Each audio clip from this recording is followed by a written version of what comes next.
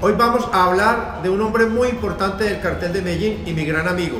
John Jairo Arias Tascón es alias Pinina, el sicario favorito del capo de capos Pablo Escobar y el verdadero señor de la guerra, incluso por encima de John Jairo Velázquez Vázquez alias Popeye.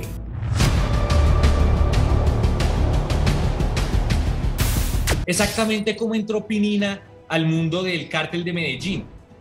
Digamos que John Jairo Arias Tascón, alias Pinina, es una segunda generación ya de bandidos, surgida tal vez a finales de los 70, comienzos de los 80, y arranca en la delincuencia común, en el mundo del AMPA de los barrios populares del Valle de Aburrá. Entonces Pinina había sido raponero, pandillero, y ya desde muy joven se había hecho conocer como sicario. Entonces un personaje como Pablo Escobar, que se identificaba con los bandidos, lo supo identificar, lo supo llevar, y pues Pinina, por su capacidad particular, primero en el barrio Campo Valdés, en el barrio Lovaina, en todo lo que antes llamaban la comuna nororiental de Medellín, pues se hizo muy grande, y a pesar de su pequeña estatura, a pesar de su aparente fragilidad, se convirtió en el más importante sicario de todos los que tuvo el cartel de Medellín. Entonces entró así, ascendiendo en el bajo mundo, primero como raponero, después como campanero. Dicen algunos que estuvo en escuelas de sicarios, de esas muy básicas escuelas de sicarios que se organizaron alrededor de estos delincuentes notorios con capacidad para ejercer mucho tipo de actos violentos.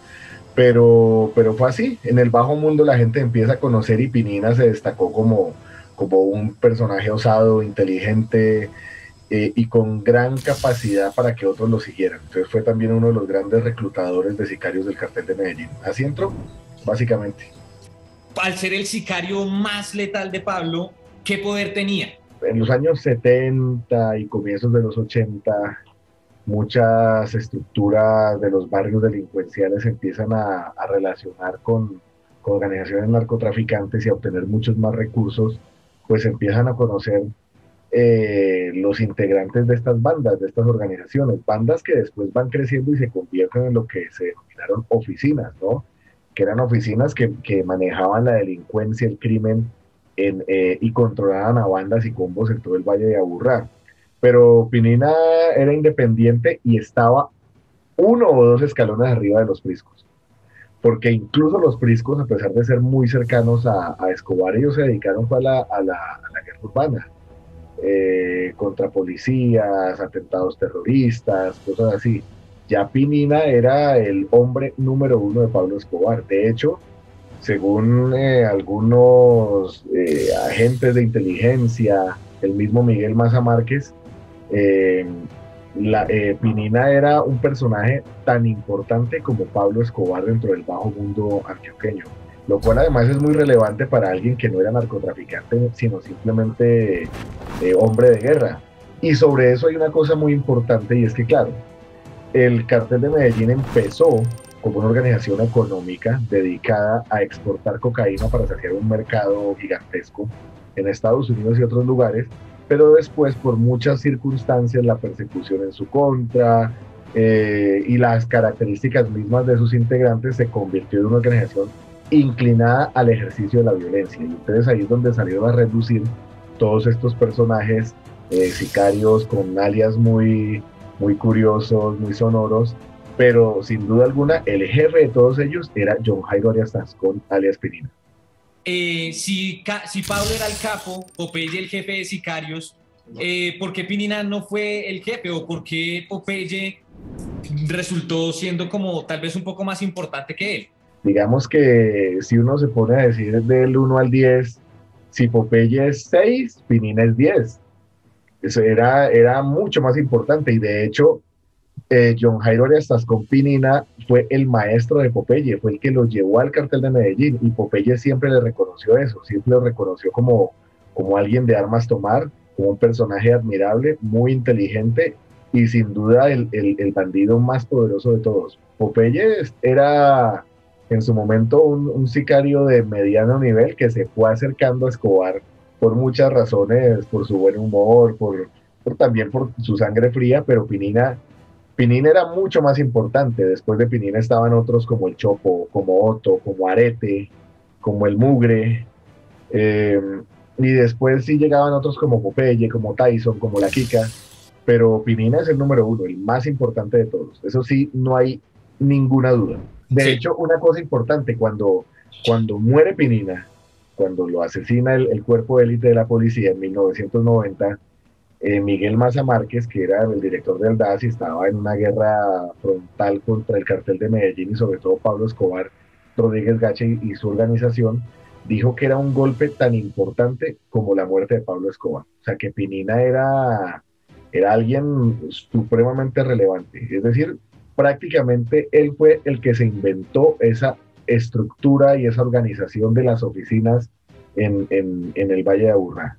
Pinina se convirtió en un gran reclutador por todos los barrios de Medellín y estructuró lo que fue esa máquina de guerra que fue el cartel de Medellín. Por lo mediático que fue Popeye y por sus declaraciones, algunos como que sienten que él fue o la cabeza, el autor o uno de los protagonistas principales de varios de los atentados que marcaron a este país, ¿no? Pero Pinina, ¿cuáles vendrían haciendo como sus golpes más emblemáticos? Pues son muchos, o sea, Pinina al convertirse en el gran jefe, es que decir jefe de sicarios incluso es poquito, sino el gran jefe militar de la organización de Pablo Escobar, pues estuvo detrás de gran parte de los atentados, de los asesinatos, de las amenazas, de las persecuciones que cometió el cartel de Medellín o específicamente Pablo Escobar. Digamos que Pablo Escobar tenía dos hombres fundamentales en su organización. Uno era el primo, Gustavo Gaviria, que era el encargado, digamos, de la labor económica, de la exportación y todo eso. Y el otro era Pinina, que era el encargado de manejar lo que ligeramente podríamos denominar el ala militar.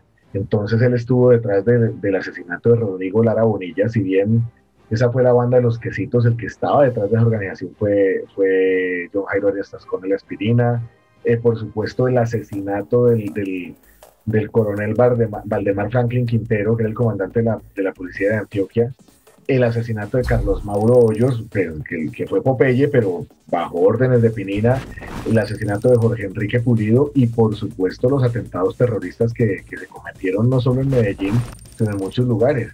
Incluso Pinina también fue encomendado a atentar contra los jefes del cartel de Cali y viajó a Cali, aunque fue descubierto. Era un bandido muy precavido, era muy difícil de encontrar, además pues con su figura menuda, era muy pequeño, medía unos 54, entonces pues nadie se esperaba que alguien como él fuera capaz de cometer ese tipo de hechos, de atentados, de crímenes. O sea, si le atribuimos determinados crímenes a Pablo Escobar, tenga por seguro que por lo menos hasta 1990, que es el año en el que él muere, Pinina estuvo detrás del 95% de esos atentados. Como bien lo mencionabas, Pinina cae en 1990 y al parecer, o bueno, lo que cuentan los registros es que él también tenía como una esposa y una hija. No sé qué información de pronto tengas tú al respecto, pero ¿qué es lo que pudo haber pasado con su familia? Y si Popeye, siendo el jefe de sicarios y digamos en un grado menor del de Pinina, pudo construir una gran fortuna y dejar caletas, ¿qué pudo haber pasado con los bienes de Pinina y sus caletas, con su fortuna? Infortunadamente en ese mundo de los bandidos, de la delincuencia y del narcotráfico, muchas veces pasa que cuando un bandido, un narcotraficante cae en desgracia, sus enemigos van por todo eso.